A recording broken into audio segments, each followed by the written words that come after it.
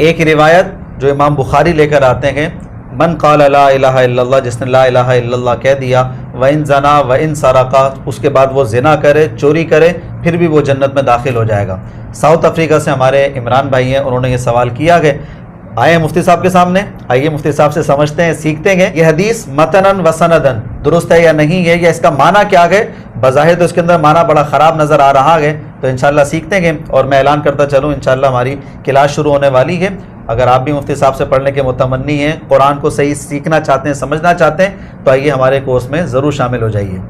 سر ایک روایت لے آ گئی ہے بخاری شریف کی، اور بڑے سوالات ہیں اس پر، اور کئی اسٹوڈنٹس ہیں درس نظامی کے جن کی روایت حل نہیں ہوتی ہے، کیونکہ نارملی اس کی تعویلات پڑھ لی جاتی ہیں جو بعضوں نے کی ہے، لیکن معنی درست نہیں بیٹھتا ہے اس کا۔ من قال لا الہ الا اللہ، جو لا الہ الا اللہ کہتا ہے، وَإِن زَنَا وَإِن سَرَقَ، اس کے بعد وہ چوری بھی کرے، زنا بھی کرے، اور جنت میں چلا جائے گا۔ سر پرابلم یہاں پر یہ آ رہی ہے، زنا بہت بڑا گناہ ہے، اسی طریقے سے چوری کرنا یہ تو فساد کے زمرے میں آتا ہے، بڑی خطرناک سزا اللہ نے بیان کی ہے، اور جو فسادی شخص ہوتا ہے اس کے لیے تو جنت اللہ نے منع ہی کر دی ہے، اس کے لیے تھوڑی جنت بنائی ہے۔ لیکن روایت تو کہہ رہی ہے کہ لا الہ الا اللہ کہہ لو، اس کے بعد تم زنا بھی کرتے رہو، چوریاں بھی کرتے رہو، جو کرنا ہے کرو، جنت میں چلے جاؤ گے۔ معنی تو بڑا خراب ہو رہا ہے اس کا، یہ روایت درست ہے کہ نہیں ہے؟ دیکھیں، احادیث کو حل کرنا جو نبی پاک صلی اللہ علیہ وآلہ وسلم سے منسوب باتیں آئی ہیں، اس کا طریقہ کار ہے، اس کا پیٹرن ہے، اس کے اصول ہیں، اس کے اوپر احادیث کو سمجھا بھی جاتا ہے، صحیح دیکھا جاتا ہے، ٹھیک ہے یعنی یہ حدیث ہے، محققین علماء کے نزدیک بالاتفاق طور پر صحیح ہے۔ اچھا، جب صحیح ہے تو اس کا مطلب ہے یہ قرآن سے متعارض نہیں ہے۔ جب قرآن سے متعارض نہیں ہے تو دیکھتے ہیں کیسے متعارض نہیں ہے۔ بظاہر تو ہو رہی ہے، بظاہر لگ رہا ہے، کیونکہ متبادراً ذہن کیا جاتا ہے، متبادراً ذہن یہ جاتا ہے، کوئی بھی اس روایت کو جو سنے کہ جس نے کلمہ پڑھا لا الہ الا اللہ وہ جنت میں جائے گا، چاہے زنا کرے چاہے چوری کرے۔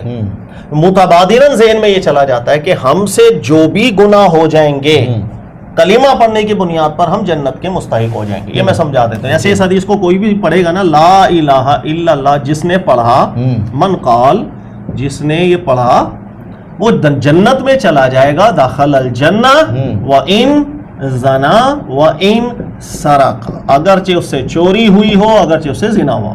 فوراً ذہن میں کیا جائے گا کہ یار اس کا مطلب کہ یہ چیز انف ہونی چاہیے، اگر انسان سے گناہ بھی ہو جائے گا کوئی بات نہیں جی، کلمہ پڑھا ہوا ہے نا جنت میں چلے جائیں۔ صحیح سر یہ وہ تبادر ہے جو ہم سمجھ رہے ہیں، پرابلم یہ ہے کہ ہم سمجھ رہے ہیں وہ ضروری نہیں کہ وہ بات ہی ہے جو نبی پاک علیہ السلام ارشاد فرما رہے ہیں۔ حدیث جب بھی ہمارے پاس آتی ہے، اللہ کے رسول صلی اللہ علیہ وسلم 23 سال یہاں پر گزارے ہیں، اچھا اللہ کی آیات نازل ہوتی چلی گئیں، کئی احکامات نبی علیہ السلام کسی آیت کے تحت میں بیان فرما رہے تھے، کئی اعلانات رسول اللہ صلی اللہ علیہ وسلم نے کیے کسی آیت کے زمرے میں۔ جب تک ہمیں یہ چیز معلوم نہیں ہوگی کہ وہ کس کانٹیکسٹ کے اندر کیا بات کی گئی تھی تو ہم اسے عموم کا استدلال پکڑ لیں گے، تبادر سے استدلال پکڑ لیں گے، جہاں غلطیاں کھا جاتے ہیں۔ یہاں بھی یہی ہو جاتا ہے۔ ایکچولی یہ جو حدیث ہے رسول اللہ صلی اللہ علیہ وسلم کا فرمان یا یہ جو اعلانات تھے یہ اس کانٹیکسٹ کے اندر نہیں تھے کہ کوئی بھی شخص ایک مسلمان ہے، یعنی مسلمانوں کو ٹارگٹ کر کے بات ہی نہیں تھی۔ اچھا کہ بھائی آپ لوگ کلمہ پڑھا ہوا ہے نا، کوئی ٹینشن نہیں لیجیے گا، بس آپ چاہے جو زنا ہو، آپ سے چوریاں ہو، قتل ہو جائیں اور جنتی ہو گئے آپ، ٹینشن نہیں، ایسا ہے ہی نہیں۔ اچھا بلکہ رسول اللہ صلی اللہ علیہ وسلم کا یہ اعلان تھا قرآن پاک کی ایک آیت کے بعد، وہ میں آپ کو بتاتا ہوں، پھر دیکھیے گا یہی حدیث ہے، اب کتنی پیاری آپ کو لگنے لگ جائے گی۔ اللہ رب العزت جس وقت ظاہر دین آ رہا ہے، قرآن آ رہا ہے، سامنے کافر ہیں، منافق ہیں، اہل کتاب ہیں، اور وہ ایمان لا رہے ہیں، کوئی نہیں بھی لا رہا، کوئی ضد پہ اٹک گیا، کوئی فساد پہ آ گیا، یہ ماحول چل رہا ہے۔ صحیح کئی لوگوں کو ایمان لانے سے رکاوٹ پتہ ہے کیا ہوتی تھی؟ یہ رکاوٹ ہوتی تھی یار ہم ایمان لے تو آئیں لیکن یار یہ جس دین میں ہم جائیں گے وہ تو چور کے ہاتھ کاٹ دے گا، ارے وہ تو مار دے گا جان سے، میں تو پیچھے اتنی چوریاں کرتا رہا ہوں، یہ تو زانی کو کوڑے لگواتے ہیں، میں تو ماضی میں میرا کریکٹر ہی اچھا نہیں رہا۔ تو کئی لوگوں کو دین اسلام قبول کرنے کے لیے رکاوٹ یہ پیدا ہو رہی تھی کہ ان کا ماضی کا جو کریکٹر تھا وہ ٹھیک نہیں تھا، اس لیے اللہ نے قرآن پاک کے اندر ایک اعلان کروایا، اللہ نے فرمایا اِن يَنْتَهُوا، اگر تم لوگ اب رک جاؤ ان سب کاموں سے، اپنے کفر سے بھی باز آ جاؤ، تو تمہارے ماضی کے اندر جو کچھ تمہارا تھا یغفر لہم ما قد سلف، تو اللہ کی طرف سے یغفر لہم تمہارے لیے ما قد سلف، ماضی کے اندر تم سے جو کچھ ہوا معافی کا اعلان ہے۔ یعنی تمہاری ماضی کے اندر اگر زنا ہوا تھا، تم سے ماضی کے اندر چوری ہوئی تھی یا کوئی بھی کام ہوا تھا، اگر تم ایمان لاتے ہو توبہ طائب ہو جاتے ہو, اپنے اس فساد سے رکتے ہو, بس ماضی پہ تمہاری کوئی گرفت نہیں کی جائے گی, تم سے کچھ بھی ہوا. سر یہ اس وجہ سے تھا کہ ایمان لانا آسان بھی نہیں ہوتا, ایمان لانا بڑا مشکل ہے. رسم و رواج کو توڑنا, فیملی ناراض ہو جائے گی, دوست ناراض ہو جائیں گے, ایسا ہو جائے گا, کاروبار کا نقصان ہو جائے گا, ہجرتیں کرنی پڑ جائیں گی ہیں. تو نبی پاک علیہ السلام کے زمانہ مبارک میں تو وہ شہر سے نکال دیا. سر ایمان لانا اتنا آسان بھی نہیں تھا. اس لیے اللہ رب العزت کی طرف سے یہ بشارت دی گئی تھی کہ اگر تم ایمان لے آتے ہو, اپنے فساد سے رک جاتے ہو, تو ماضی پر کوئی گرفت نہیں کی جائے گی. اب آپ دیکھیں کہ جس وقت اللہ کی طرف سے یہ بات کی گئی, اب اللہ کے نبی علیہ الصلوۃ والسلام اعلان فرماتے ہیں کہ من قال لا الہ الا اللہ, کہ جو لا الہ الا اللہ کہہ کر دین اسلام قبول کرتا ہے, توبہ کر کے ماضی چھوڑ دیتا ہے اپنا, قربانیوں کے لیے تیار ہو جاتا ہے, کیونکہ دشمنیاں ہو جائیں گی, جو اتنی بڑی قربانی دے گا, دخل الجنہ, جنت کا استحقاق اس کو ہوگا. وَإِن زَنَا وَإِن, اگرچہ ماضی میں اس سے زنا بھی ہوا ہو, اگرچہ ماضی میں اس سے کوئی چوریاں بھی ہوئی ہوں, آپ کلمہ پڑھیں, ایمان لائیں, حق کی دعوت کو قبول کریں. یہ ہے ایکچولی رسول اللہ صلی اللہ علیہ وسلم کا فرمان علی شان. اب مجھے بتائیں کہ قرآن کے خلاف ہے, یہ تو بالکل آسان سی بات تھی. نہیں, جو مطلب ابھی ایمان لا رہے تھے ان کو جو رکاوٹ لگ رہی تھی ذہن میں, شکوک و شبہات تھے کہ ماضی میں ہم اتنے بڑے بڑے غلطیاں کرتے رہے ہیں, اگر کلمہ پڑھ لیتے ہیں تو وہ باقی رہیں گے یا مٹا دیے جائیں گے, ختم ہو جائیں گے. تو یہ بشارت دی گئی ہے ان کو کہ نہیں, لا الہ الا اللہ کہو گے, اسلام میں داخل ہوگے, تب بھی اللہ تمہیں جنت دے گا اور وہ پچھلے گناہوں کو اللہ معاف کر دے گا. یعنی آیت کی تفسیری وضاحت بیان کی ہے نبی علیہ السلام. بالکل ایسا ہے. لہذا جب تک سیاق متعین نہ ہو, روایت سے استدلال کمزور ہو جاتا ہے. روایت کے لیے حل کرنے کے لیے سب سے بنیادی چیز ہوتی ہے ہمیشہ اس کا سب سے پہلے سیاق متعین کیا جائے. صحیح ہے کہ کس وقت کے اندر یہ بات اللہ کے رسول پاک علیہ السلام نے ارشاد فرمائی تھی, تاکہ ہم دیکھیں پھر قرآن کی مطابقت ہے یا مخالفت ہے. صحیح. بہت سی جگہ بہت سی باتیں ایسی ہوتی ہیں چونکہ راوی نقل کرتا ہے نا آگے, وہ سیاق کا خیال نہیں کرتا, کانٹیکسٹ کیا تھا, وہ آؤٹ آف کانٹیکسٹ ایک بات کر دے گا, جس سے تبادراً لوگ غلط سمجھنا شروع ہو جاتے ہیں. جس وقت اسی بات کو اس کانٹیکسٹ میں رکھ کے دیکھا جائے گا, پھر وہ بات بالکل قرآن پاک کی مطابقت میں لگتی ہے, بلکہ بہت بڑی ایک اناؤنسمنٹ لگتی ہے, بہت ایک حکمت بڑا اعلان لگتا ہے. اور ایسا بالکل بھی ایمان لانے کے لیے یہ اعلان ضروری تھا سر, ورنہ کیونکہ زمانہ جاہلیت تھا, زمانہ جاہلیت میں جسم کا خیال نہیں, اس کے اندر تو اپنی لونڈیوں کو نعوذ باللہ زنا کے اوپر پیش کیا جاتا تھا. اس وقت تو وراثت کے اندر باپ کی منقوہا کو بیٹا رکھ لیتا تھا, اور بیٹا مر جائے تو اس کی جو بیوی ہے باپ اس کو وراثتاً رکھ لیتا تھا. اور یہ سب چیزیں تو زنا ہی ہو رہے ہیں نا. اس وقت محارم کا خیال نہیں کیا, یعنی ہر بندہ آپ سمجھ لیں وہ زنا میں بھی ملوث, فسادوں میں ملوث. اب ان کے ذہن میں یہی آتا تھا ایمان لے تو آئے اور بھائی یہ سزائیں جاری کر دیں گے, یہ تو پکڑ کے ہمیں کوڑے ماریں گے.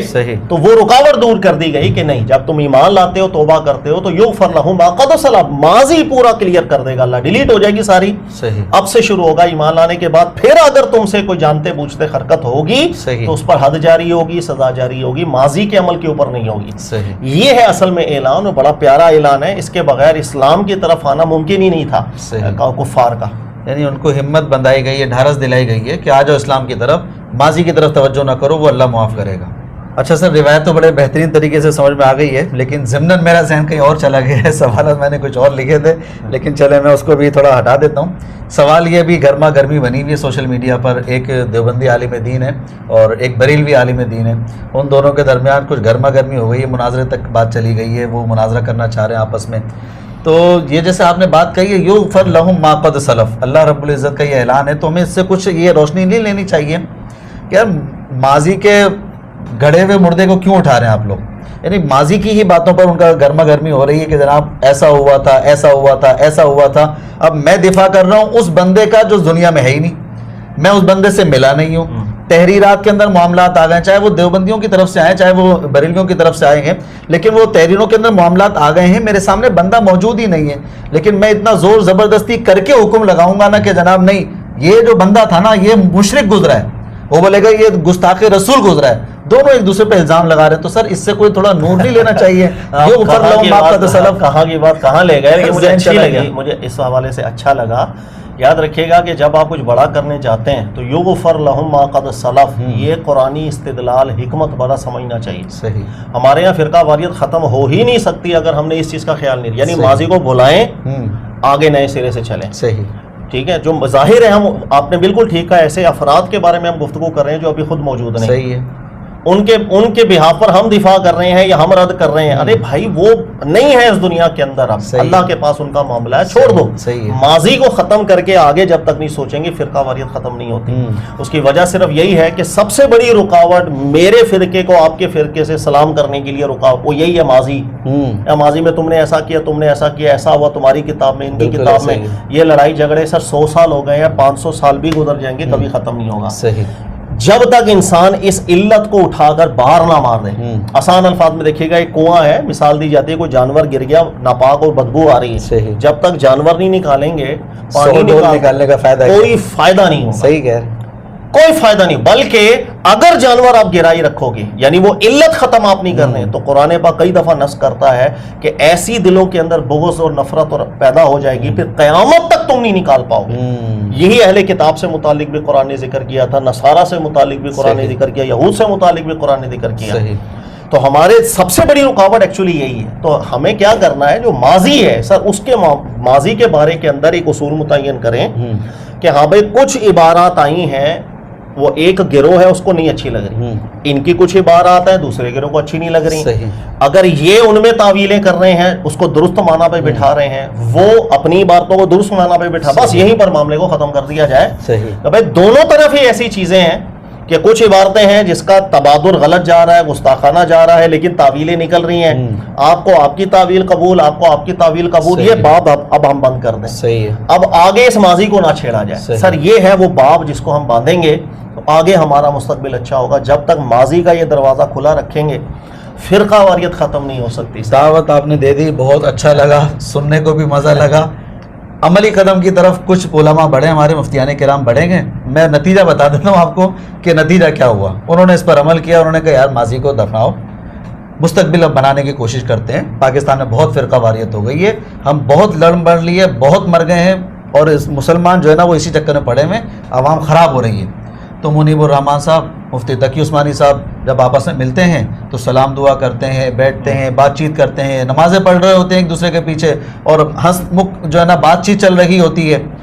قدم جنہوں نے اٹھایا ہے تو دونوں طرف کے ہیں، بریلوی طبقے کے بھی، دیوبندی طبقے کے بھی. انہوں نے اپنے بڑوں کو ہی جو ہے نا اسلام سے خارج کر دیا. بولا یار یہ مسلک اعلیٰ حضرت سے یا مسلک فلاں سے یا مسلک اہل سنت یہ نکل گئے بھائی. انہوں نے گستاخوں کی عبارت کو اوکے کر دیا ہے، انہوں نے ایسا کر دیا، انہوں نے ایسا کر، دونوں نے نکال دیا اپنے اکابرین کو. اب آپ نے کہا بھی مستقبل کو دیکھیں، چھوڑیں ماضی کے مردوں کو. اب یہ جو بننے نہیں دے رہے ہیں بات، ان کا علاج کیسے کریں گے؟ سر ان کے علاج کے لیے ان کو سمجھائیں اچھے طریقے سے، پیار سے، اخلاق سے. سمپل یہ ہے، ہمیں سمجھانا بھی تو نہیں آتا. سر ہمیں پتہ لگ گیا کہ ایک شخص ہے کہ اس کا ذہن نہیں بن رہا، تو سوال یہ ہے کہ کیوں نہیں بن رہا، اس کی ریزن پہلے دیکھیں. سر اس لیے نہیں بن رہا، وہی کتابیں اور وہی ماضی. کتابیں تو ساری وہی لکھی ہوئی ہیں، فتوے تو وہی ہیں، وہ تو نہیں ختم ہوئے. تو اس کا اگر ذہن نہیں بنا ہوا تو اس کے پیچھے بھی بڑی مضبوط، اس کے تائیں بڑی مضبوط وجوہات ہیں. اس کو اچھے طریقے سے سمجھانا ہے. آپ نے کنونس کرنے کی کوشش کریں گے کہ بھائی جب انسان دو بلاؤں میں پھنستا ہے احون کو اختیار کرے. ابھی کی صورتحال میں احون کیا ہے، ماضی کو لے کے بیٹھے رہیں یا اتحاد قائم کر کے دنیا میں انقلاب برپا کریں. ہمیں کنونس کرنا پڑے گا. سر ہمارا رویہ ہوتا یہ ہے کہ اگر ہمیں پتہ چل جائے کہ کوئی بندہ وہ میرے نقطہ نظر سے متفق، سر ہم لوگ بدتمیزی پر خود بھی آتے ہیں. ہم صرف سامنے دیکھتے ہیں کہ یار سامنے والے نے زبان دیکھو کیسی استعمال. سر ہم کیا کر رہے ہیں، ہم بھی جواب میں اچھی زبان استعمال نہیں کر رہے، بدتمیزی ہم لوگ بھی کر رہے ہوتے ہیں. تو ایک طرف سے بدتمیزی، دوسری طرف سے سوا بدتمیزی، یہ سلسلہ چل رہا ہے. اصلاح کوئی نہیں کرتا. ابھی جو آپ نے مناظروں کی بات کی ہے، جو ویڈیوز آپ نے تھوڑی بہت مجھے دکھائی ابھی، سر اس کے اندر مجھے لہجہ تو اچھا نہیں لگ رہا تھا. سر یہ لہجہ نہیں ہوتا آپ اصلاح کا. یہ لہجہ صرف ہے میں جیتوں تو ہارے، دوسرے کا ذہن ہو میں جیتوں گا تو ہارے گا. اصلاح کا نظریہ ہی نہیں. صرف یہ نیت لگ رہی ہے بظاہر کہ بھائی میرے سامنے کوئی بیٹھے اور میں دنیا کے سامنے بتا دوں کہ ہم اونچے ہوتے ہیں، یہ لوگ گھٹیا ہوتے ہیں. سمپل سی بات. جب آپ اصلاح کی کوشش کرتے ہیں تو یہ رویہ نہیں ہوتا. اصلاح کی کوشش کے اندر ایک آپ کا الفاظ آپ کا بتا رہا ہوتا ہے، آپ کو طلب بتا رہی ہوتی ہے کہ آپ اس کو اصلاح کرنے کی طرف لے کر کے آ رہے ہیں. اور اس کے لیے ضروری ہے میں اپنی غلطی بھی مانوں گا، لیکن سر یہاں پر کوئی اپنی غلطی نہیں مانے گا. لکھ کے لے لیں میری بات آپ. میں ایک ویسے تجربے سے بات کر رہا ہوں، غلط بھی ہو سکتا ہوں، لیکن یہ ایک الگ چیز. ٹھیک ہے سر، اچھے طریقے سے سمجھ میں آ گئی، مزہ آ گیا، لطف آ گیا. اب ذرا ایک جواب دیجئے، اگر مناظرہ ہو جاتا ہے ان دونوں میں سے جیتے گا کون؟ سر ان دونوں میں سے کوئی بھی نہیں جیتے گا، ہار دونوں کی ہوگی. اس کی وجہ سے سمپل سی یہ ہے کہ ایک نے دوسرے کو بتانا ہے کہ بھائی یہ دیکھو اکابرین کی کتابوں میں دیکھو اتنی نازیبا بات تو دوسرے نے ان کی کتابوں کو دکھانا ہے، اور یہ مواد دونوں طرح کی کتابوں میں موجود ہے۔ صحیح ہے۔ یہ بات اگر میں کبوتر کی طرح آنکھیں بند کر لوں کہ بلی مجھے شکار نہیں کر رہی، وہ تو ٹھیک ہے، صحیح ہے، لیکن حقیقت ایسا نہیں ہے۔ صحیح۔ حقیقت میں دونوں طرف کی کتابوں کے اندر ایسا مواد ضرور موجود ہے جس پر اعتراض کیا جا سکتا ہے۔ صرف یہ ہوگا اس کے اندر کہ اس نے اس کی برائیاں کرنی ہیں، انہوں نے اس کی برائیاں، نتیجہ کچھ بھی نہیں نکلنا۔ صحیح۔ میرے جو پکے لوگ ہیں وہ میری واہ واہ کر لیں گے، ان کے پکے ان کی واہ واہ کر لیں گے۔ صحیح۔ جو عوام ہے پڑھے لکھے وہ دین سے بدزن ہونا شروع ہو جائیں گے، یار یہ ہے دین، یہ کیا ایک دو، یہ کیا کہہ رہی ہے، کیسی زبان ہے۔ سر ایسے مناظرے فائدہ نہیں دیتے، نقصان دیتے ہیں۔ ایسے مناظرے صرف اس لیے ہوتے ہیں، جیسے امام ابو حنیفہ کا بڑا مشہور واقعہ ہے، آپ کا بیٹا سنا ہے، واللہ عالم یہ واقعہ ٹھیک ہے غلط ہے، لیکن معتبر کتابوں میں نقل ضرور ہوا ہے کہ امام ابو حنیفہ کے جو بیٹے تھے مناظر تھے بڑے، تو آپ کے والد منع کرتے تھے، وہ نہیں منع ہوتے تھے، تو ایک دفعہ سمجھایا، بیٹا کیوں مناظرہ کرتا ہے؟ سر میں حق کے لیے کرتا ہوں۔ انہوں نے کہا جب تو مناظرے کے لیے بیٹھتا ہے تیرے ذہن میں یہ نہیں آ رہا ہوتا تو سامنے والے کو چت کر دے، تیرے ذہن میں کیا یہ نہیں آ رہا ہوتا کہ اس کو ایسا منہ سے کوئی کلمہ نکلے میں پکڑ لوں اور بولوں یہ دیکھو کیسی کفر بک رہا ہے، کیا کر رہا ہے؟ کہہ رہا تو تو بیٹھ کے ایک کلمہ گو سے کفر چاہ رہا ہے، اس سے پہلے تو نہ کافر ہو گیا اللہ کی بارگاہ کے اندر۔ چھوڑ دیا انہوں نے مناظر۔ سر ہمارے مناظروں میں کیا ہوتا ہے؟ صرف یہی ہوتا ہے کہ میں بیٹھ گیا تو میں نے دیکھ 5 منٹ کے اندر میں بتا دوں گا تو گستاخ ہے، اور نیت یہ ہے کہ میں نے لوگوں کے سامنے بتانا ہے کہ یہ گستاخ ہے۔ سر واللہ تعالی علم یہ مناظرے ہمیں سے احتیاط چاہیے، شیطانی حملے ہیں، اور کبھی کبھی اہل علم جو ہوتے ہیں بڑے قابل عزت ہوتے ہیں، لیکن شیطانی حملے ان میں بھی آ جاتے ہیں، شیطان ان کا بھی پاؤں پھسلانے کی کوشش کرتا ہے۔ تو ہم جیسے چھوٹے موٹے اگر ان چکروں میں آ جائیں خیر ہے، جو اہل علم ہے ریکویسٹ ہم کر سکتے ہیں ادباً کہ سر اس طرح میں وہ نہ آئیں، موقع نہ دیں لوگوں کو کہ وہ پھر دین سے بدزن ہونا شروع ہو جائیں۔ ڈاکٹر طاہر القادری صاحب اور مولانا طارق جمیل صاحب ایک دفعہ بیٹھے ہوئے تھے، تو دونوں میں بات چل رہی تھی، تو ادھر طارق جمیل صاحب نے کہا ڈاکٹر طاہر القادری صاحب کو کہ آپ کے جو بریلوی طبقے کے افراد ہیں انہوں نے ہم پر گستاخی کا الزام لگایا ہے۔ تو ڈاکٹر طاہر القادری صاحب نے کہا کہ بھائی آپ کی طرف کے لوگوں نے ہم پر بدعتی اور مشرک ہونے کا الزام بھی لگایا ہے، تو چلو برابر ہو گیا ہے، اب مستقبل بناتے ہیں۔ تو ایسا بھی ہونا چاہیے سر، بڑوں کی سوچ اچھی ہے۔ ڈاکٹر طاہر القادری صاحب کو اس ٹائم میں جو ہے نا صلح کلیت کا نام دے دیا گیا، مطلب ایسے لوگ بیٹھے ہوئے ہیں کہ جو اتفاق ہونے نہیں دے رکھیں گے، شاید اپنی انا کی خاطر یا میرا جو بڑا بزرگ ہے اس پر کوئی حرف نہ آ جائے، کوئی آنچ نہ آ جائے۔ تو ان سب باتوں کو چھوڑ دیں اور علم کی راہ طے کریں، قرآن کی طرف آئیں اور لوگوں کو قرآن سکھانے کی طرف رہیں، تو میرے خیال سے وہ زیادہ اچھا رہتا ہے۔ میں ناظرین کو پھر آخر میں کہہ دوں کہ قرآن کی طرف آئیے، قرآن کو سیکھنے سمجھنے کی کوشش کیجیے۔ ان معاملات میں، ان مناظروں میں، ان باتوں میں کچھ بھی نہیں رکھا گیا، آپ اپنا وقت اس طریقے سے ضائع مت کیجیے۔ ہمارا کورس شروع ہونے والا ہے، ضرور اس کو جوائن کیجیے۔